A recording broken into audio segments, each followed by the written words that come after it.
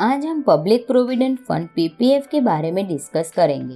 First, PPF में हम कितना इन्वेस्टमेंट कर सकते हैं। सेकंड, पीपीएफ इनकम टैक्स के कौन से सेक्शन में आता है। थर्ड, पीपीएफ का लॉक इन पीरियड क्या है। फोर्थ, पीपीएफ का इंटरेस्ट रेट क्या है। फिफ्थ, पीपीएफ अकाउंट कैसे ओपन करवा सकते हो। सिक्स, पीपीएफ के अदर रूल्स। सेवन, पीपीएफ की डिसएडवांटेजेस क्या है। Eight, PPF calculator.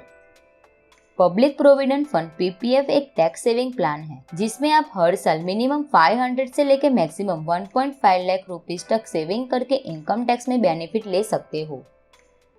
PPF income tax section 80C के अंदर आता है। सेक्शन 80C के अंदर आपको दूसरे कई सारे ऑप्शन भी मिल जाएंगे जैसे कि ELSS, tax saving FD, ULIP etcetera. ऐसे कई सारे ऑप्शन हैं। इसमें से हमें सबसे अच्छा ऑप्शन पीपीएफ लगा है। पीपीएफ को हम ट्रिपल कैटेगरी में ऐड कर सकते हैं। Triple E means exempt exempt exempt. आपकी इन्वेस्टमेंट अमाउंट, आपकी इंटरेस्ट अमाउंट एंड आपकी मैच्योरिटी अमाउंट जो भी होगी वो बिल्कुल टैक्स फ्री रहती है।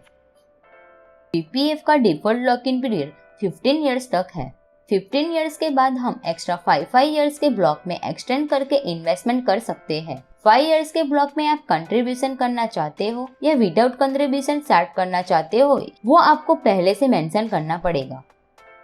पीपीएफ का करंट इंटरेस्ट रेट 7.1% चल रहा है एंड इंटरेस्ट रेट का कैलकुलेशन हर मंथ के फर्स्ट 5 डेज में होता है।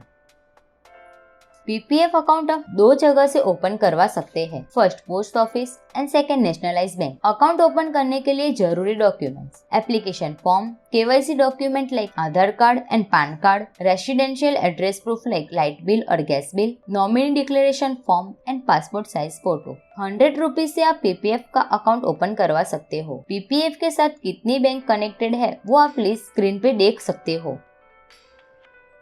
पीपीएफ का अकाउंट ओपन करने के बाद अगर आपने पूरे फाइनेंशियल ईयर में मिनिमम 500 रुपीज जमा नहीं करवाए तो आपका अकाउंट डिसकंटिन्यू हो जाएगा एंड आप जब अकाउंट रीओपन करवाना चाहोगे तो उसी टाइम पे आपको पर ईयर 50 रुपीज की पेनल्टी भरनी पड़ेगी। फॉर एग्जाम्पल, अकाउंट डीएक्टिवेट हो जाने के बाद 3 इयर्स तक कोई भी इन्वेस्टमेंट नहीं किया एंड आप 4th ईयर में पीपीएफ का अकाउंट एक्टिव करने जाते हो तो उस टाइम पे आपको 50 × 3 = 150 एंड 3 इयर्स की आपकी मिनिमम अमाउंट आप पेनल्टी के साथ पे करनी पड़ेगी। अगर आपका पीपीएफ का अकाउंट ऑलरेडी है तो आप दूसरा अकाउंट कोई भी बैंक में नहीं ओपन करवा सकते। 15 इयर्स का लॉक इन पीरियड है तो इस टाइम पे क्या हम अमाउंट विड्रॉ नहीं कर सकते। गवर्नमेंट के रूल्स एंड रेगुलेशंस के हिसाब से हम 5 इयर्स के बाद 50% जितना ही अमाउंट विड्रॉ कर सकते हैं। हमें पीपीएफ के अगेंस्ट लोन चाहिए तो हम 3rd ईयर से लेके 6th ईयर के बीच में जो भी अमाउंट हमने पीपीएफ में इन्वेस्ट किया है उसका 25% जितनी अमाउंट पे 36 मंथ्स के लिए लोन अप्लाई कर सकते हैं। पीपीएफ अकाउंट को प्रीमेच्योर क्लोज भी आप करवा सकते हो अगर आपको कोई भी तरह के डिसीज है या हायर एजुकेशन लोन आपने लिया है। नॉमिनी की डिटेल्स अगर हमें ऐड करनी है तो हम फॉर्म ए के थ्रू हम ऐड कर सकते हैं एंड फॉर्म एफ के थ्रू नॉमिनी के नेम चेंज एंड कैंसिल करवा सकते हैं। अगर अकाउंट होल्डर माइनर हुआ तो हम नॉमिनी का नाम ऐड नहीं कर सकते। पीपीएफ अकाउंट होल्डर की डेथ हो जाती है उस टाइम नॉमिनी फॉर्म जी के थ्रू डेथ सर्टिफिकेट प्रोवाइड करके अकाउंट की अमाउंट विड्रॉ कर सकता है।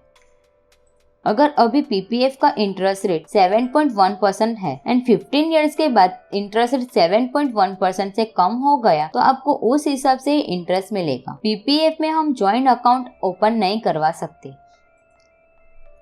आप मंथली 10,000 रुपीज पीपीएफ में इन्वेस्टमेंट कर रहे हो तो पूरे साल का आपका 1,20,000 रुपीज का इन्वेस्टमेंट होगा एंड इंटरेस्ट रेट को हम 7.1% से कैलकुलेट करें तो 15 इयर्स के बाद आपका इन्वेस्टमेंट अमाउंट होगा 18 लाख। इंटरेस्ट आपको 14 लाख एंड टोटल आपकी मैच्योरिटी अमाउंट होगी 32 लाख।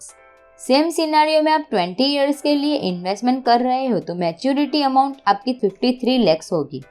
अगर आपको वीडियो कुछ इन्फॉर्मेटिव लगा हो तो please like, share and subscribe to our channel.